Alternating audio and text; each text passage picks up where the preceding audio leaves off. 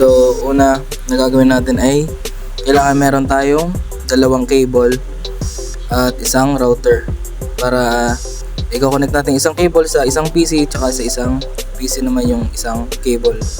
So una natin gagawin ay isasaksak natin yung unang cable sa PC natin.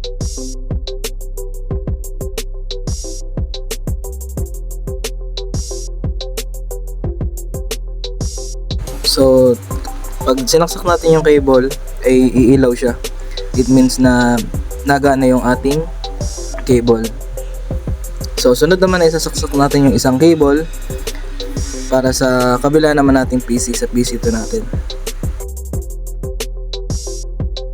So ayan, saksak natin sa kabilang PC. So makita natin na umiilaw din siya. So it means na gumagana yung ating cable. So dito na tayo sa unang gagawin natin. So punta tayo sa network. So right click natin yun. Tapos properties. So makikita natin yan. So click natin yung change adapter settings. So click natin yung Ethernet. So, click natin yung properties. And then punta tayo dun, makita natin yung IB4. So naka-obtain siya. So gagawin natin siyang static na tayo maglalagay ng kanyang IP.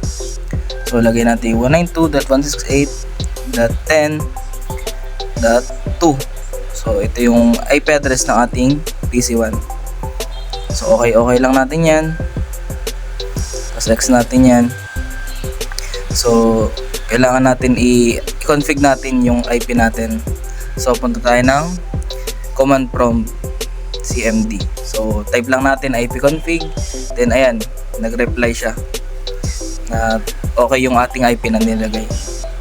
So next sa ating PC2 naman, same procedure lang yung gagawin natin. Ganun lang din, network, then properties, dun sa change adapter settings, tapos yung Ethernet, right click natin, tapos properties.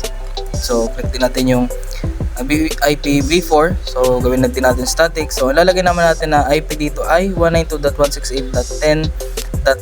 So hindi siya pwedeng magkaparehas.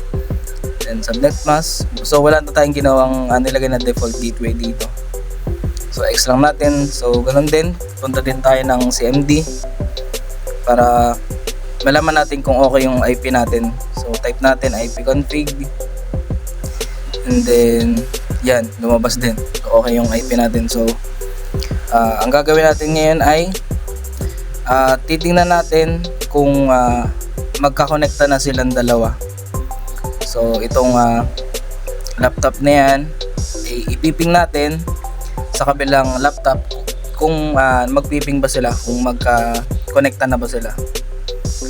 So tatype lang natin yung ping, and then tatype natin yung IP address nitong PC2 natin. So IP address nun ay 192.168.10.3. So enter lang natin.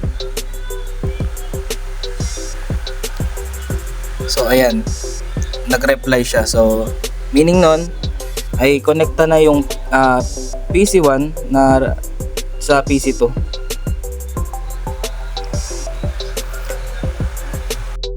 So ang next naman natin gagawin na ipiping naman natin si PC2 kung nakakonekta ba siya sa PC1. So tatype lang natin yung ping and then yung IP address ng PC1 natin. So IP address niya ay 192.168.10.2.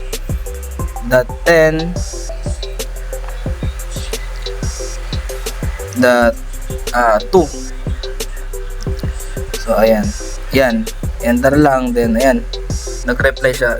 Meaning nun ay magkakonekta na sila sa isa't isa, itong laptop ng PC1 at saka ng PC2.